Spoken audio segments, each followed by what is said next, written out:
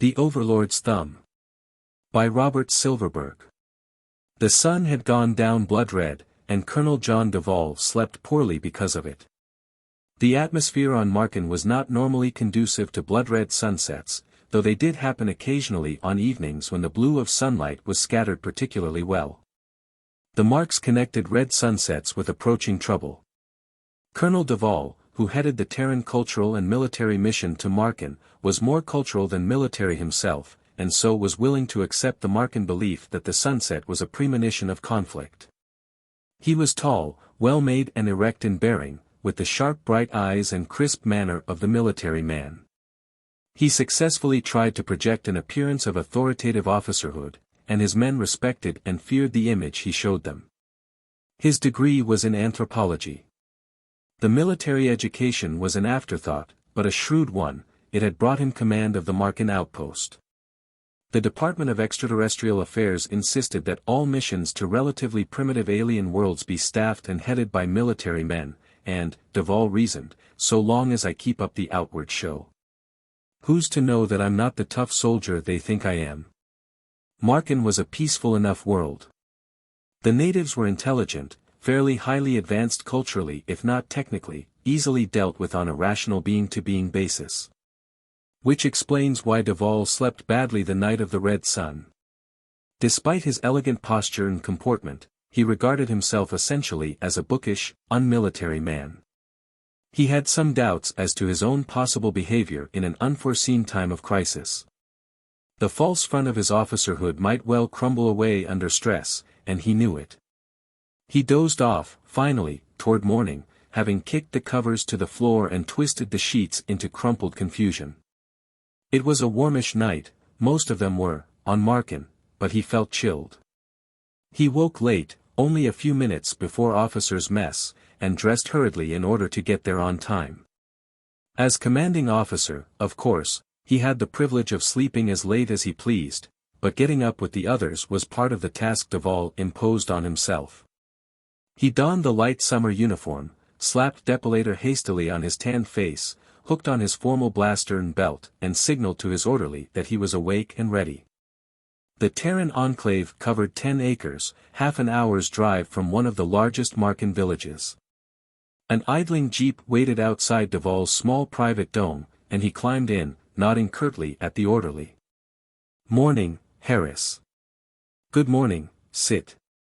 "Sleep well?" It was a ritual by now. "Very well," Duvall responded automatically, as the jeep's turbos thrummed once and sent the little car humming across the compound to the mess hall. Clipped to the seat next to Duvall was his daily morning program sheet, prepared for him by the staffman of the day while he slept. This morning's sheet was signed by Dudley, a major of formidable efficiency, space service through and through, a military wing career man and nothing else. Duvall scanned the assignments for the morning, neatly written out in Dudley's crabbed hand. Kelly, Dorfman, Mellors, Stieber on linguistic detail, as usual. Same assignment as yesterday, in town. Haskell on medic duty. Blood samples, urinalysis. Matsuoko to maintenance staff, through Wednesday. Jolly on zoo detail. Lenards, Meyer, Rodriguez on assigned botanical field trip, 2 days.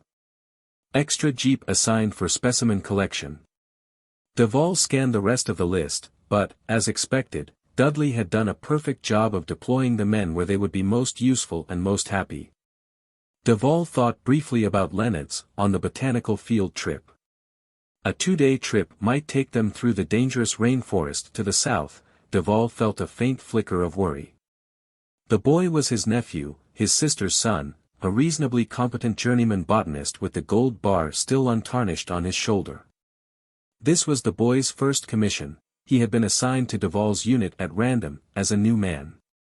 Duvall had concealed his relationship to Lenards from the other men, knowing it might make things awkward for the boy, but he still felt a protective urge. Hell, the kid can take care of himself, Duvall thought, and scribbled his initials at the bottom of the sheet and clipped it back in place. It would be posted while the men were cleaning their quarters and the officers ate, and by 0900 everyone would be out on his day's assignment. There was so much to do, Duvall thought, and so little time to do it. There were so many worlds. He quitted the jeep and entered the mess hall. Officers' mess was a small well-lit alcove to the left of the main hall. As Duvall entered he saw 7 men standing stiffly at attention, waiting for him. He knew they hadn't been standing that way all morning, they had snapped to attention only when their lookout, probably Second Lieutenant Lennox, the youngest, had warned them he was coming. Well, he thought, it doesn't matter much. As long as appearance is preserved. The form. "Good morning, gentlemen," he said crisply, and took his place at the head of the table. For a while, it looked as if it were going to turn out a pretty good day.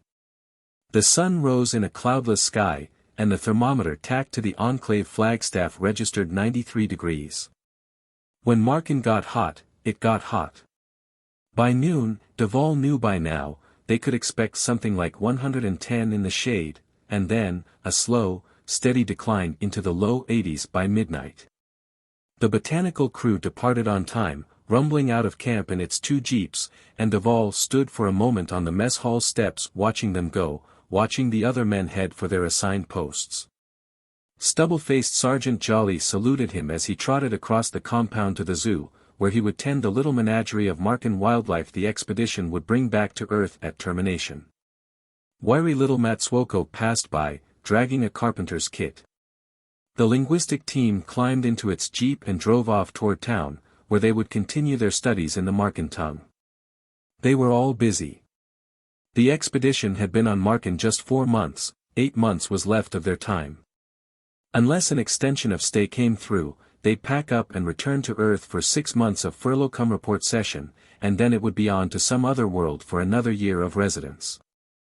Duvall was not looking forward to leaving Markin. It was a pleasant world, if a little on the hot side, and there was no way of knowing what the next world would be like. A frigid ball of frozen methane, perhaps, where they would spend their year bundled into Valdez breathing suits and trying to make contact with some species of intelligent ammonia-breathing mollusks. Better the devil we know, Duvall felt. But he had to keep moving on. This was his 11th world, and there would be more to come. Earth had barely enough qualified survey teams to cover 10,000 worlds half-adequately, and life abounded on 10 million. He would retain whichever members of the current team satisfied him by their performance, replace those who didn't fit in, and go off to his next job 8 months from now. He turned on the office fan and took down the logbook. Unfastening the binder, he slipped the first blank sheet into the autotype. For once he avoided his standard blunder. He cleared his throat before switching on the autotype, thereby sparing the machine its customary difficulties in finding a verbal equivalent for his BR gumph. The guide light glowed a soft red. Duvall said, 4th April, 2705. Colonel John F. Duvall recording. 119th day of our stay on Markin, World 7 of System 1106, Sub-A. Temperature, 93 at 0900, wind gentle, southerly. He went on at considerable length, as he did each morning. Finishing off the required details, he gathered up the sheaf of specialty reports that had been left at his door the night before, and began to read abstracts into the log. The autotype clattered merrily, and a machine somewhere in the basement of the towering ET Affairs building in Rio de Janeiro was reproducing his words as the sub-radio hookup transmitted them. It was dull work. Duvall often wondered whether he might have been ultimately happier doing simple anthropological field work, as he had once done, instead of taking on the onerous burden of routine that an administrative post entailed. But someone has to shoulder the burden, he thought. Earthmen's burden. We're the most advanced race, we help the others. But no one twists our arms to come out to these worlds and share what we have. Call it an inner compulsion. He intended to work until noon. In the afternoon a Markin high priest was coming to the enclave to see him, and the interview would probably take almost till sundown. But about 1100 he was interrupted suddenly by the sound of jeeps unexpectedly entering the compound, and he heard the clamor of voices, both Terran voices and alien ones. A fearful argument seemed to be in progress, but the group was too far away and Duvall's knowledge of Markin too uncertain for him to be able to tell what was causing the rumpus. In some annoyance he snapped off the autotype, rose from his chair, and peered through the window into the yard. 2 jeeps had drawn up, the botanical crew, gone less than 2 hours. 4 natives surrounded the 3 Earthmen. 2 of the natives clutched barbed spears, a third was a woman, the 4th an old man. They were all protesting hotly over something. Duvall scowled. From the pale, tense, unhappy faces of the men in the jeep, he could tell something was very wrong. That blood-red sunset had foretold accurately, he thought, as he dashed down the steps from his study. 7 pairs of eyes focused on him as he strode toward the group, 8 glittering alien eyes, warmly golden, and 6 shifting, uneasy Terran eyes. "What's going on out here?" Duvall demanded. The aliens set up an immediate babble of noise, chattering away like a quartet of squirrels. Duvall had never seen any of them behaving this way before. "Quiet," he roared. In the silence that followed he said very softly, "Lieutenant Lennox, can you tell me exactly what all this fuss is about?" The boy looked very frightened, his jaws were stiffly clenched, his lips bloodless. "Why yes, sir," he said stammeringly. "Begging your pardon, sir. I seem to have killed an alien." In the relative privacy of his office, Duvall faced them all again, Lennox, sitting very quietly staring at his gleaming boots. Meyer and Rodriguez, who had accompanied him on the ill-starred botanizing journey. The aliens were outside, there would be time to calm them down later. "Okay," Duvall said. "Lennox, I want you to repeat the story, exactly as you just told it to me, and I'll get it down on the autotype. Start talking when I point to you." He switched on the autotype and said, "Testimony of 2nd Lieutenant Paul Lennox, botanist, delivered in presence of Commanding Officer on April 4, 2705. He jabbed a forefinger at Lennox. The boy's face looked waxy, beads of sweat dotted his pale vein-traced forehead, and his blonde hair was tangled and twisted. He clamped his lips together in an agonized grimace, scratched the back of one hand, and finally said, "Well, we left the enclave about 0900 this morning, bound south and westerly on a tour of the outlying regions. Our purpose was to collect botanical specimens. I was in charge of the group, which also included Sergeants Meyer and Rodriguez." He paused. We accomplished little in the first half hour. This immediate area had already been thoroughly covered by us anyway.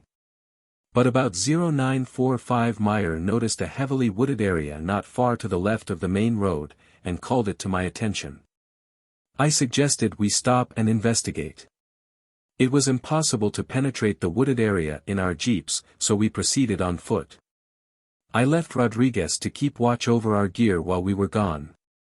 We made our way through a close-packed stand of deciduous angiosperm trees of a species we had already studied, and found ourselves in a secluded area of natural growth, including several species which we could see were previously uncatalogued. We found one in particular, a shrub consisting of a single thick succulent green stalk perhaps 4 feet high, topped by a huge gold and green composite flower head. We filmed it in detail, took scent samples, pollen prints, and removed several leaves. Duvall broke in suddenly. "You didn't pick the flower itself?" Duvall speaking. "Of course not. It was the only specimen in the vicinity, and it's not our practice to destroy single specimens for the sake of collecting. But I did remove several leaves from the stalk. And the moment I did that, a native sprang at me from behind a thick clump of ferns. He was armed with one of those notched spears. Meyer saw him first and yelled, and I jumped back just as the alien came charging forward with his spear. I managed to deflect the spear with the outside of my arm and was not hurt. The alien fell back a few feet and shouted something at me in his language, which I don't understand too well as yet. Then he raised his spear and menaced me with it. I was carrying the standard issue radial blaster. I drew it and ordered him in his own language to lower his spear, that we meant no harm. He ignored me and charged a second time. I fired in self-defense, trying to destroy the spear or at worst wound his arm, but he spun round to take the full force of the charge, and died instantly. Leonard shrugged. That's about it, sir. We came back here instantly. Duval speaking. Sergeant Meyer, would you say this account is substantially true? Meyer was a thin-faced dark-haired man who was usually smiling, but he wasn't smiling now. This is Sergeant Meyer. I'd say that Lieutenant Lennox told the story substantially as it occurred. Except that the alien didn't seem overly fierce despite his actions, in my opinion. I myself thought he was bluffing both times he charged, and I was a little surprised when Lieutenant Lennox shot him. That's all, sir. Frowning, the colonel said, Duval speaking. This has been testimony in the matter of the alien killed today by Lieutenant Lennox. He snapped off the autotype, stood up, and leaned forward across the desk, staring sternly at the trio of young botanists facing him. These next few days are going to be my test, he thought tensely. Sergeant Rodriguez, since you weren't present at the actual incident, I'll consider you relieved of all responsibility in this matter, and your testimony won't be required. Report to Major Dudley for reassignment for the remainder of the week. Thank you, sir. Rodriguez saluted, grinned gratefully, and was gone. As for you two, though, Duval said heavily, you'll both have to be confined to base pending the outcome of the affair. I don't need to tell you how serious this can be, whether the killing was in self-defense or not. Plenty of peoples don't understand the concept of self-defense. He moistened his suddenly dry lips. I don't anticipate too many complications growing out of this. But these are alien people on an alien world, and their behavior is never certain. He glanced at Lennox. Lieutenant, I'll have to ask for your own safety that you remain in your quarters until further notice. Yes, sir. Is this to be considered arrest? Not yet, Duval said. Meyer, attach yourself to the maintenance platoon for the remainder of the day. We'll probably need your testimony again before this business is finished. Dismissed, both of you. When they were gone, Duval sank back limply in his web-foam chair and stared at his fingertips. His hands were quivering as if they had a life of their own. John F. Duval, Ph.D. Anthropology, Columbia 82, Commissioned Space Service Military Wing 87, and now you're in trouble for the first time. How are you going to handle it, Jack? He asked himself. Can you prove that that silver eagle really belongs on your shoulder? He was sweating. He felt very tired. He shut his eyes for a moment, opened them, and said into the intercom, "Send in the marks." 5 of them entered, made ceremonial bows, and ranged themselves nervously along the far wall as if they were firing squad candidates. Accompanying them came Stieber of the linguistics team, hastily recalled from town to serve as an interpreter for Duval. The colonel's knowledge of Marken was adequate but sketchy. He wanted Stieber around in case any fine points had to be dealt with in detail. The marks were humanoid in structure, simian in ancestry, which should have made them close kin to the Terrans in general physiological structure. They weren't. Their skin was a rough, coarse, pebble-grained affair, dark-toned, running to muddy browns and occasional deep purples. Their jaws had somehow acquired a reptilian hinge in the course of evolution, which left them practically chinless but capable of swallowing food in huge lumps that would strangle an Earthman.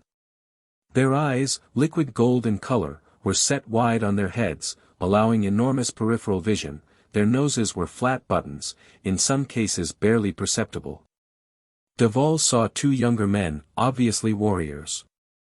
They had left their weapons outside, but their jaws jutted belligerently and the darker of the pair had virtually dislocated his jaw in rage. The woman looked like all the Mark women, shapeless and weary behind her shabby cloak of furs. The remaining pair were priests, one old, one very old. It was this ancient to whom Duval addressed his first remarks. "I'm sorry that our meeting this afternoon has to be one of sorrow. I had been looking forward to a pleasant talk. But it's not always possible to predict what lies ahead." Death lay ahead for him who was killed, the old priest said in the dry, high-pitched tone of voice that Duval knew implied anger and scorn. The woman let out a sudden wild ululation, half a dozen wailing words jammed together so rapidly Duval could not translate them. "What did she say?" he asked Stieber. The interpreter flattened his palms together thoughtfully. "She's the woman of the man who was killed. She was demanding revenge," he said in English. Apparently the two young warriors were friends of the dead man. Duval's eyes scanned the 5 hostile alien faces. "This is a highly regrettable incident," he said in Marken. "But I trust it won't affect the warm relationship between Earthman and Marken that has prevailed so far. This misunderstanding.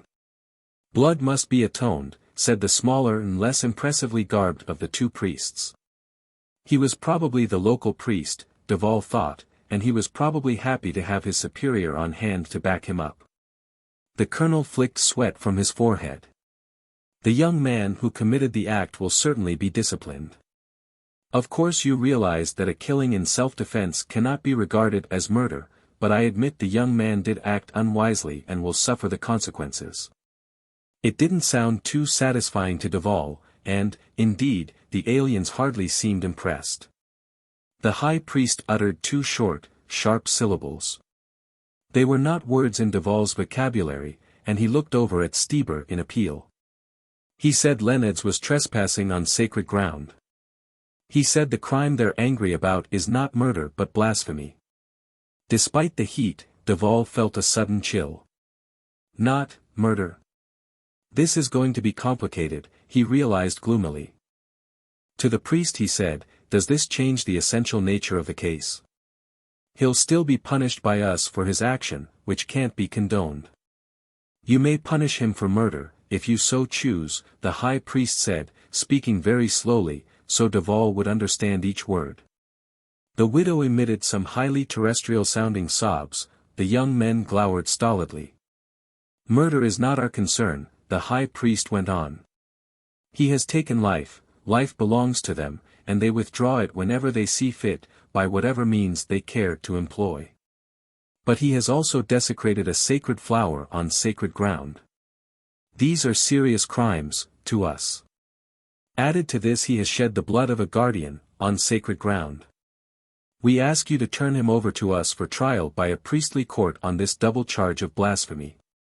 Afterward, perhaps, you may try him by your own laws, for whichever one of them he has broken." For an instant all Duval saw was the old priest's implacable leathery face. Then he turned and caught the expression of white-faced astonishment and dismay Stieber displayed. It took several seconds for the high priest's words to sink in, and several more before Duval came to stunned realization of the implications. They want to try an Earthman, he thought numbly. By their own law. In their own court. And mete out their own punishment. This had abruptly ceased being a mere local incident, an affair to clean up, note in the log, and forget. It was no longer a matter of simple reparations for the accidental killing of an alien.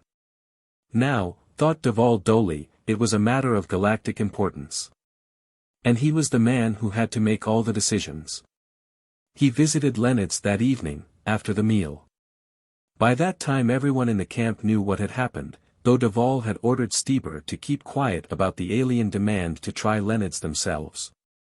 The boy looked up as Duval entered his room, and managed a soggy salute. "At ease, Lieutenant." Duval sat on the edge of Lened's bed and squinted up at him. "Son, you're in very hot water now." "Sir, I know. You didn't mean to pluck leaves off the sacred bramble bush, and you couldn't help shooting down the native who attacked you. And if this business were as simple as all that, I'd reprimand you for hot-headedness and let it go at that. But what, sir?" Duval scowled and forced himself to face the boy squarely. "But the aliens want to try you themselves. They aren't so much concerned with the murder as they are with your double act of blasphemy. That withered old high priest wants to take you before an ecclesiastical court. You won't allow that, of course, will you, Colonel?" Lened seemed confident that such an unthinkable thing could never happen. "I'm not so sure, Paul," Duval said quietly, deliberately using the boy's first name. "What, sir?" This is evidently something very serious you've committed. That high priest is calling a priestly convocation to deal with you. They'll be back here to get you tomorrow at noon, he said. But you wouldn't turn me over to them, sir. After all, I was on duty, I had no knowledge of the offense I was committing. Why, it's none of their business. Make them see that, Duvall said flatly. They're aliens. They don't understand Terran legal codes. They don't want to hear about our laws. By theirs, you've blasphemed, and blasphemers must be punished. This is a law-abiding race on Marken. They're an ethically advanced society, regardless of the fact that they're not technologically advanced. Ethically they're on the same plane we are. Leonards looked terribly pale. You'll turn me over to them? Duvall shrugged. I didn't say that. But look at it from my position. I'm leader of a cultural and military mission. Our purpose is to live among these people, learn their ways, guide them as much as we can in our limited time here. We at least try to make a pretense of respecting their rights as individuals and as a species, you know. Well, now it's squarely on the line. Are we friends living among them and helping them, or are we overlords grinding them under our thumbs? Sir, I'd say that was an oversimplification, Leonards remarked hesitantly. Maybe so. But the issue's clear enough. If we turn them down, it means we're setting up a gulf of superiority between Earth and these aliens, despite the big show we made about being brothers. And word will spread to other planets. We try to sound like friends, but our actions in the celebrated Leonard's case reveal our true colors. We're arrogant, imperialistic, patronizing, and, well, do you see? So you're going to turn me over to them for trial, then, the boy said quietly. Duvall shook his head. He felt old, very old, at 50. I don't know. I haven't made up my mind yet. If I turn you over, it'll certainly set a dangerous precedent. And if I don't, I'm not sure what will happen. He shrugged. I'm going to refer the case back to Earth. It isn't my decision to make. But it was his decision to make, he thought, as he left the boys' quarters and headed stiff-legged toward the communications shack. He was on the spot, and only he could judge the complex of factors that controlled the case. Earth would almost certainly pass the buck back to him. He was grateful for one thing, though, at least Leonards hadn't made an appeal to him on family grounds. That was cause for pride, and some relief. The fact that the boy was his nephew was something he'd have to blot rigorously from his mind until all this was over. The signalman was busy in the back of the shack, bent over a crowded worktable. Duvall waited a moment, cleared his throat gently, and said, Mr. Rory. Rory turned. Yes, Colonel. Put through a subradio Solido to Earth for me, immediately. To Director Thornton at the ET department. And yell for me when you've made contact. It took 20 minutes for the subspace impulse to leap out across the light years and find a receiver on Earth, 10 minutes more for it to pass through the relay point and on to Rio. Duvall returned to the shack to find the lambent green Solido field in tune and waiting for him. He stepped through and discovered himself standing a few feet before the desk of the ET department's head. Thornton's image was sharp, but the desk seemed to waver at the edges. Solid non-organic objects always came through poorly. Quickly Duvall reviewed the situation. Thornton sat patiently, unmoving, till the end of it. Hands knotted rigidly, lean face set, he might have been a statue. Finally he commented, unpleasant business. Quite. The alien is returning tomorrow, you say? I'm afraid that doesn't give us much time to hold a staff meeting and explore the problem, Colonel Duvall. I could probably delay him a few days. Thornton's thin lips formed a tight bloodless line. After an instant he said, no. Take whatever action you deem necessary, Colonel. If the psychological pattern of the race is such that unfortunate consequences would result if you refuse to allow them to try your man, then you must certainly turn him over. If the step can be avoided, of course, avoid it. The man must be punished in any case. The director smiled bleakly. You're one of our best men, Colonel. I'm confident you'll arrive at an ultimately satisfactory resolution to this incident. Thank you, sir, Duvall said, in a dry, uncertain voice. He nodded and stepped back out of field range. Thornton's image seemed to flicker. Duvall caught one last dismissing sentence, report back to me when the matter is settled, and then the field died. He stood alone in the shabby communications shack, blinking out the sudden darkness that rolled in over him after the solidophone's intense light, and after a moment began to pick his way over the heaps of equipment and out into the compound. It was as he had expected. Thornton was a good man, but he was a civilian appointee, subject to government control. He disliked making top-level decisions, particularly when a colonel a few hundred light-years away could be pitchforked into making them for him. Well, he thought, at least I notified Earth. The rest of the affair is in my hands. Significantly, there was a red sunset again that night. He called a meeting of his top staff men for 0915 the following morning. Work at the base had all but suspended. The linguistics team was confined to the area, and Duvall had ordered guards posted at all exits. Violence could rise unexpectedly among even the most placid of alien peoples. It was impossible to predict the moment when a racial circuit breaker would cease to function and fierce hatred burst forth.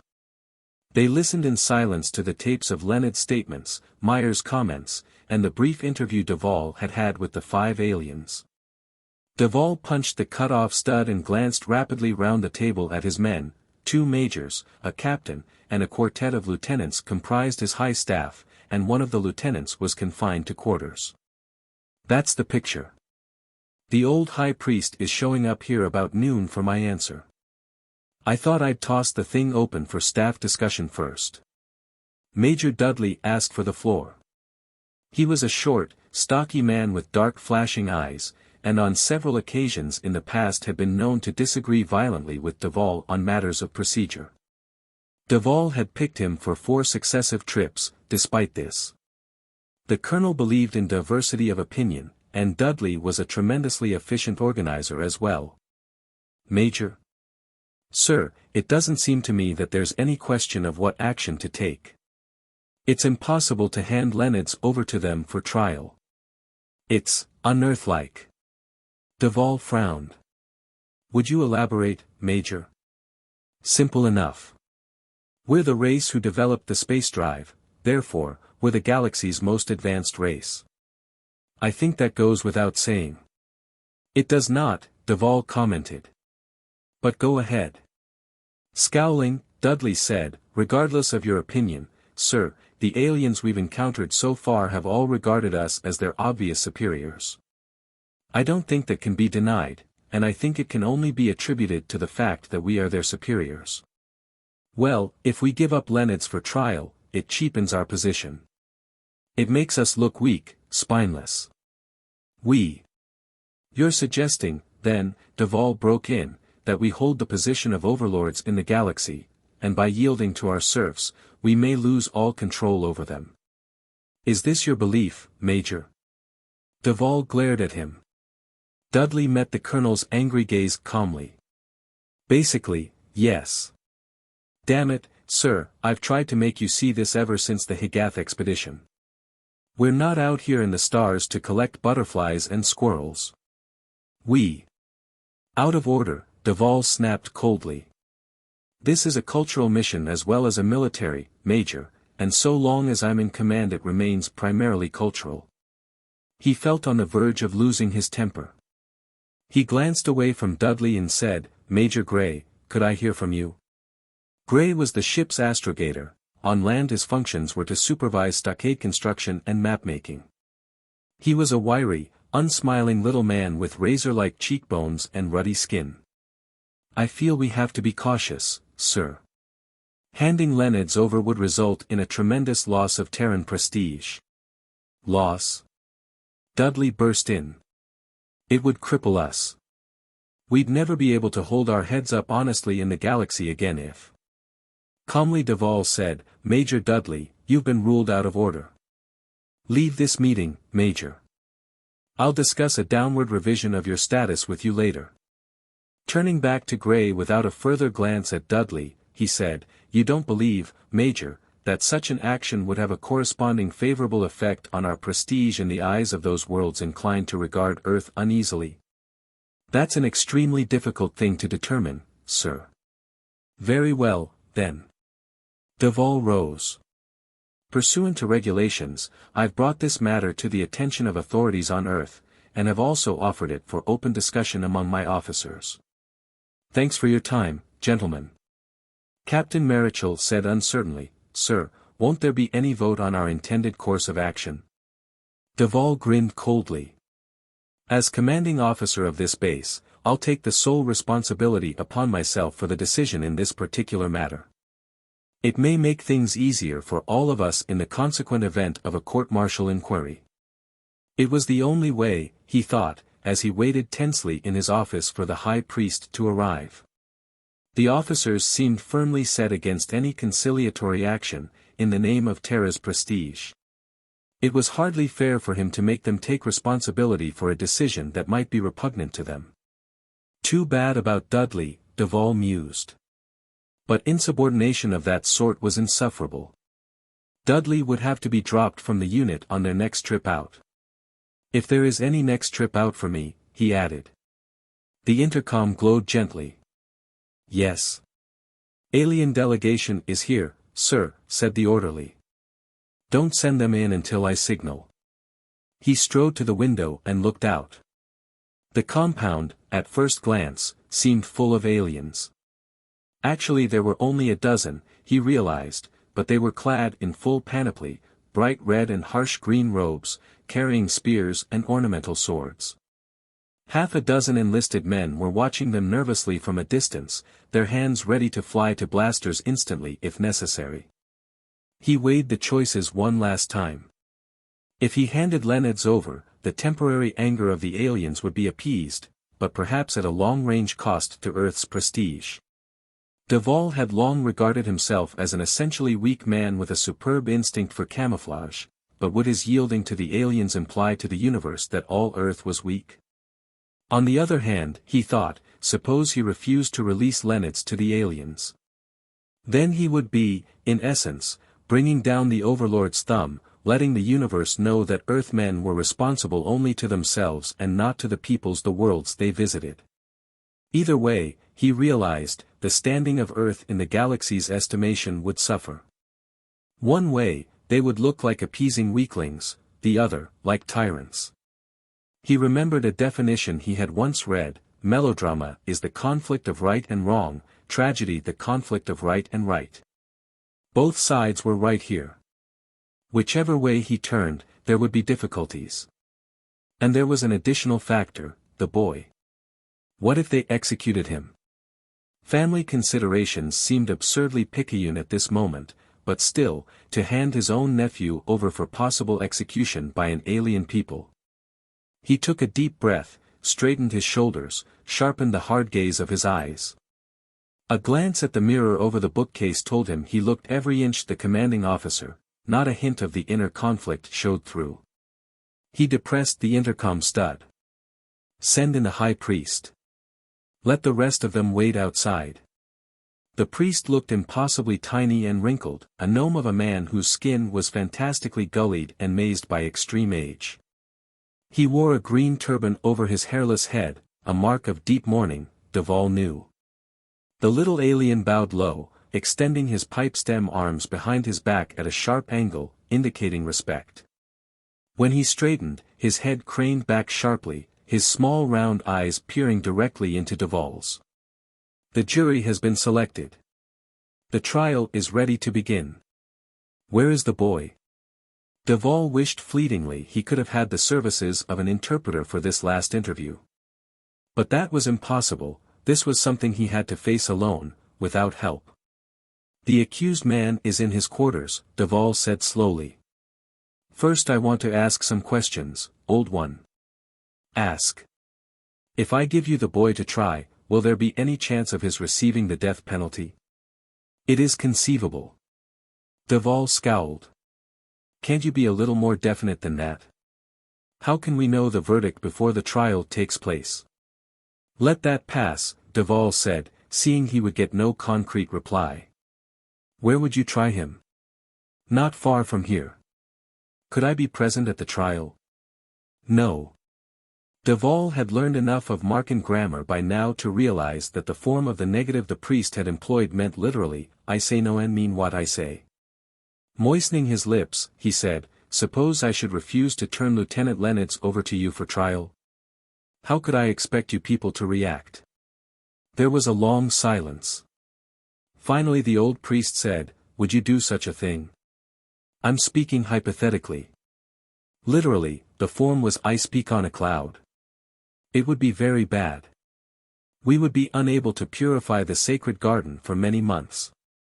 Also, he added a sentence of unfamiliar words. Duval puzzled unsuccessfully over their meaning for nearly a minute. What does that mean? He asked at length. Phrase it in different words. It is the name of a ritual. I would have to stand trial in the Earthman's place, and I would die, the priest said simply. Then my successor would ask you all to go away. The office seemed very quiet. The only sounds Duval heard were the harsh breathing of the old priest and the off-key chirping of the cricket-like insects that infested the grass plot outside the window. Appeasement, he wondered. Or the Overlord's thumb. Suddenly there seemed no doubt at all in his mind of what he should do, and he wondered how he could have hesitated. I hear and respect your wishes, old one, he said, in a ritual formula of renunciation Stieber had taught him. The boy is yours. But can I ask a favor? Ask. He didn't know he was offending your laws. He meant well, he's sincerely sorry for what he did.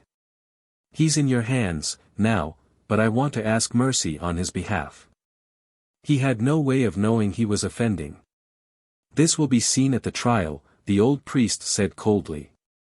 If there is to be mercy, mercy will be shown him. I make no promises.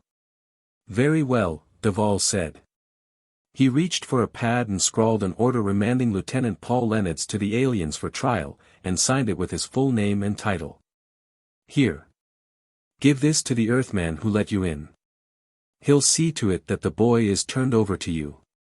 You are wise, the priest said. He bowed elaborately and made for the door. Just one moment, Duval said desperately, as the alien opened the door. Another question. Ask, the priest said. You told me you'd take his place if I refuse to let you have him. Well, how about another substitute? Suppose. You are not acceptable to us, the priest said as if reading Duval's mind, and left. 5 minutes later the colonel glanced out his window and saw the solemn procession of aliens passing through the exit posts and out of the compound. In their midst, unprotesting, was Lennox. He didn't look back, and Duval was glad of it. The colonel stared at the row of books a long time, the frayed spools that had followed him around from world to world, from grey Danilon to stormy Lurin to bone-dry Corval, and on to Higath and Qualt and the others. And now to warm blue-skied Markan. Shaking his head, he turned away and dropped heavily into the foam cradle behind his desk. He snapped on the autotype with a savage gesture and dictated a full account of his actions, from the very start until his climactic decision, and smiled bitterly. There would be a certain time lag, but before long the autotype facsimile machine in the ET department's basement would start clacking, there in Rio, and Thornton would know what Duval had done. And Thornton would be stuck with it as department policy henceforth. Duval switched on the intercom and said, I'm not to be disturbed under any circumstances. If there's anything urgent, have it sent to Major Gray. He's acting head of the base until I countermand. And if any messages come from Earth let Gray have them too. He wondered if they'd relieve him of his command immediately, or wait until he got back to Earth. The latter, more likely. Thornton had some subtlety, if not much. But there was certain to be an inquiry, and a head would roll. Duval shrugged and stretched back. I did what was right, he told himself firmly. That's the one thing I can be sure of. But I hope I don't ever have to face my sister again. He dozed, after a while, eyes half open and slipping rapidly closed. Sleep came to him, and he welcomed it, for he was terribly tired. He was awakened suddenly, by a loud outcry. A jubilant shout from a dozen throats at once, splitting the afternoon calm. Duval felt a moment's disorientation, then, awakening rapidly, he sprang to the window and peered out. A figure, alone and on foot, was coming through the open gateway. He wore regulation uniform, but it was dripping wet, and torn in several places. His blonde hair was plastered to his scalp as if he had been swimming. He looked fatigued. Leonard's. The colonel was nearly halfway out the front door before he realized that his uniform was in improper order. He forced himself back, tidied his clothing, and with steely dignity strode out the door a second time. Leonard stood surrounded by a smiling knot of men, enlisted men and officers alike. The boy was grinning wearily. "Attention!" Duval barked, and immediately the area fell silent. He stepped forward.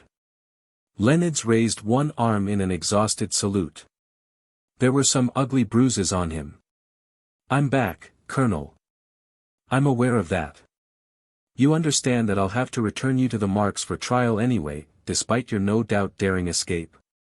The boy smiled and shook his head. "No, sir. You don't follow, sir. The trial's over. I've been tried and acquitted." "What's that?" "It was trial by ordeal, Colonel. They prayed for half an hour or so, and then they dumped me in the lake down the road. The dead man's two brothers came after me and tried to drown me, but I outswam them and came up safely on the other side." He shook his hair like a drenched cat, scattering a spray of water several feet in the air. "They nearly had me, once. But as soon as I got across the lake alive and undrowned, it proved to them I couldn't have meant any harm. So they declared me innocent, apologized, and turned me loose. They were still praying when I left them." There seemed to be no bitterness in Leonard's attitude. Apparently, Duval thought, he had understood the reason for the decision to hand him over, and would not hold it against him now. That was gratifying. "You'd better get to your quarters and dry off, Lieutenant. And then come to my office. I'd like to talk to you there." "Yes, sir." Duval spun sharply and headed back across the clearing to his office. He slammed the door behind him and switched on the autotype. The report to Earth would have to be amended now. A moment or two after he had finished, the intercom glowed. He turned it on and heard Stieber's voice saying, "Sir, the old priest is here. He wants to apologize to you for everything. He's wearing clothing of celebration, and he brought a peace offering for us."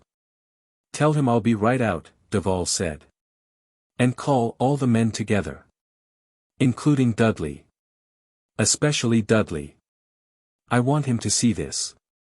He slipped off his sweat-stained jacket and took a new one out. Surveying himself in the mirror, he nodded approvingly. Well, he thought. So the boy came through it safely.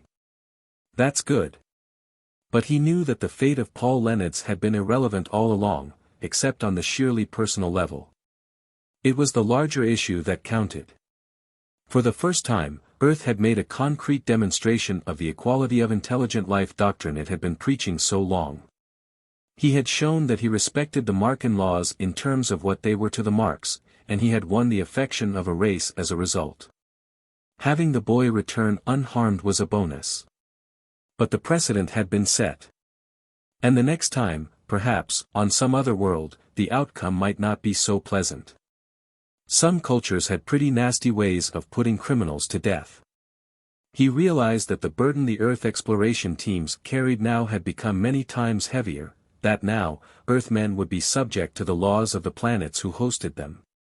And no more unwitting botanical excursions into sacred gardens could be tolerated. But it was for the ultimate good, he thought. We've shown them that we're not overlords, and that most of us don't want to be overlords. And now the thumb comes down on us. He opened the door and stepped out. The men had gathered, and the old priest knelt abjectly at the foot of the steps, bearing some sort of enameled box as his offering. Duval smiled and returned the bow, and lifted the old alien gently to his feet. "We'll have to be on our best behavior from now on," he thought. "We'll really have to watch our steps. But it'll be worth it."